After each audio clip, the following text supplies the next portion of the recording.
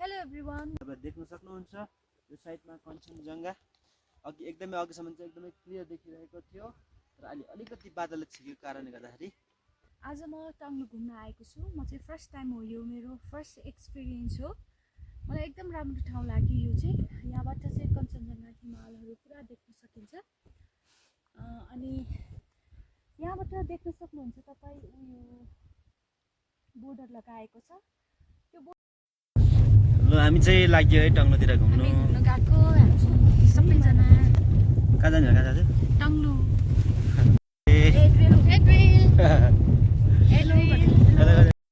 Aunty हाम्रो below भाइ। यहाँ ड्राइभिङमा चाहिँ हाम्रो बबु भाइ छ हो।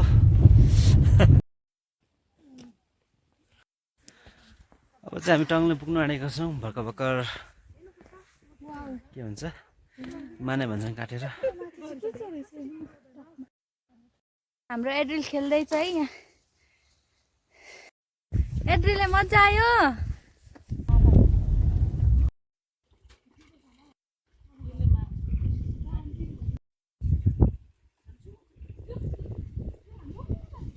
यहाँ चाहिँ हामी टङ्ग्लु आइपुग्नु आँटेको छौँ।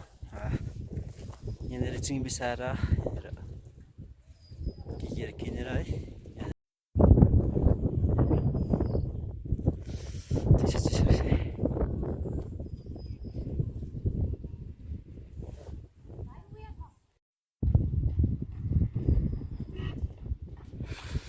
यहाँ चाहिँ मजाको जङ्गल हो।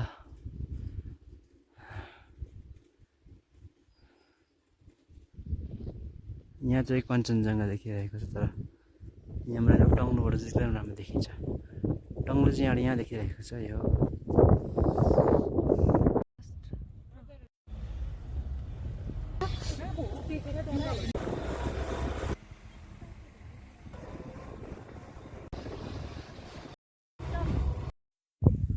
टङ्ग्लु आइसकेका छौँ। यति बेला हामी अब यहाँ बसेर पार्टी खानेछौँ। वाह मौसम एकदम राम्रो छ। ल हाम्रो यहाँ चाहिँ बसाइ चाहिँ हो। ल लु है चिया पान हुँदैछ जाडो मौसममा। चिया चिया यो चाहिँ एकदमै मिठो चिया छ।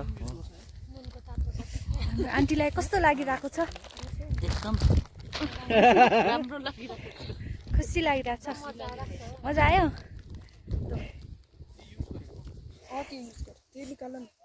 हावा चल्दैछ है सिरिरी।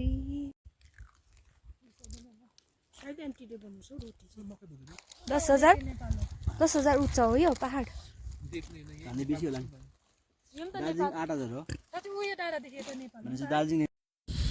यति बेला चाहिँ हामी यहाँनिर नेपालमा आएर इन्डियादेखिको बाहिर टङ्ग्लुको बोर्डरमा आएर यहाँनिर नेपाल साइडमा आएर हामी खाजा खाइरहेका छौँ।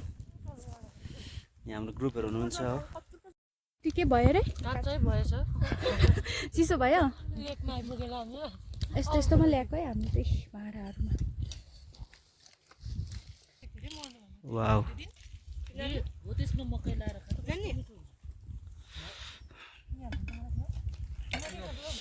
कस्तो लागिरहेको छ? कस्तो लागिरहेको छ? होइन टेस्ट भयो। सुक्खा मकै दामी आयो नाम चाहिँ।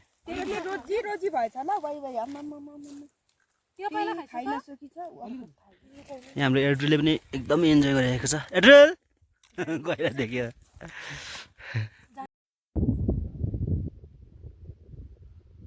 यति बेला चाहिँ म टङ्ग्लुमा छु है र यहाँ आजको मौसम एकदमै क्लियर छ। यो समय चाहिँ हो जनवरीको मन्थमा एकदम मौसम क्लियर हुन्छ। बेला सबै कुरो खुला प्रकारले देख्न सकिन्छ। होमस्टे पहिलाभन्दा धेरै बढेको रहेछ यहाँनिर। पहिला त एउटै मात्रै थियो। दार्जिलिङ चाहिँ यहाँबाट चाहिँ यता तल देख्छ है। यो दार्जिलिङ देखिरहेको छ हो। दार्जिलिङ हेर्दाखेरि चाहिँ हामीले चाहिँ तल हेर्नुपर्छ। यो एरिया चाहिँ दार्जिलिङ देखिरहेको छ। यो टङ्ग्लुबाट देखेको यो भ्यू हो। यहाँ दार्जिलिङ देखिरहेको छ।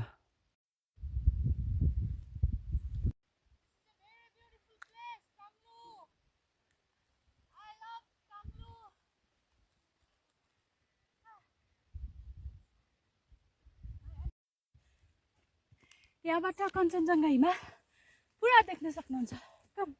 कञ्चनजङ्घा अन्त दार्जिलिङ हेर्नु तल देख्छ। यहाँबाट चाहिँ यो दार्जिलिङ यो टङ्लो भन्दा नि मुनि देख्छ दार्जिलिङ अनि सिधा यता कञ्चनजङ्घा। कञ्चनजङ्घा यहाँ देख्दैछ। ऊ माथिबाट हेर्नुपर्छ। यहाँबाट देख्छु। हामी ऊ त माथि जाउँ न। कस्तो दामी प्लेस ल्याउनु न।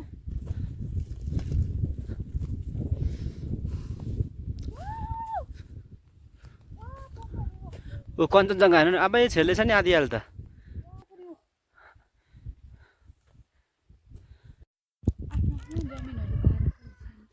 यहाँ चाहिँ कञ्चनजङ्घा देखिरहेको छ।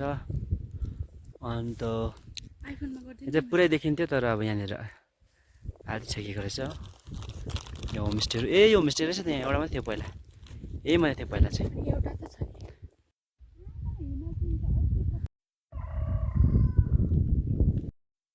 हेलो एभ्रिवान, यसलाई चाहिँ हामी टङ्लुमा हामी छौँ। अनि विशेष गरिकन यहाँनिर चाहिँ यो समयमा चाहिँ एकदमै भ्यू क्लियर तपाईँले देख्न सक्नुहुन्छ। यसलाई तपाईँले देख्न सक्नुहुन्छ। यो साइडमा कञ्चनजङ्घा अघि एकदमै अघिसम्म चाहिँ एकदमै क्लियर देखिरहेको थियो र अहिले अलिकति बादलले छेकेको कारणले गर्दाखेरि यहाँनिर देखिरहेको छ। अनि तपाईँले यहाँ पछि होमस्टेको दृश्य देख्न सक्नुहुन्छ। यहाँ मुनि सानो लेक छ भएको छ यहाँनिर है। एकदमै खुल्ला हावा पिस तपाईँले यहाँको माहौललाई तपाईँले पाउन सक्नुहुन्छ। It's a very beautiful place Tanglu which is located in Darjeeling, and this would be probably 4th time for me to be here, to visit here, and this is the first time for me to visit with my beautiful wife.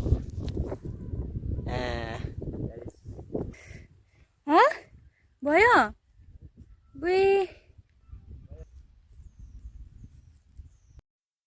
बोलिहाल्नु एक जस्तो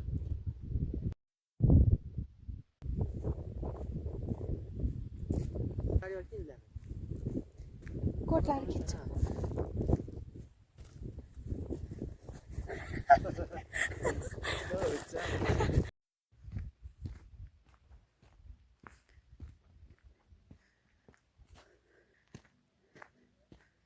न त म गरिदिन्छु।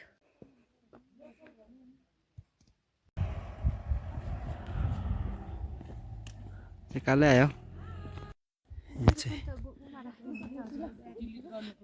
अहिले भर्खरै चाहिँ घाम लागिरहेको थियो तर अहिले फेरि पनि हुसु लागिरहेको छ। अहिले यहाँनिर हुसु एकदमै चिसो भइरहेको छ। अहिले चाहिँ अघि चाहिँ घाम लागेर ठिक्कको मौसम थियो, अहिले चाहिँ एकदम जाडो भयो। त्यसै कारण चाहिँ हामी जानु लागेको। हामी चाहिँ अब फर्किन लागेको। सबैजना इन्जोय गरेर एकदम रमाइलो भयो, फोटो खिचेर भिडियो बनाएर अब हामी घर फर्किँदैछौँ। तपाईँहरूलाई यो सिन कस्तो लाग्यो तपाईँहरू कमेन्ट्समा भन्न सक्नुहुनेछ। Bye bye. ल लाग्दियो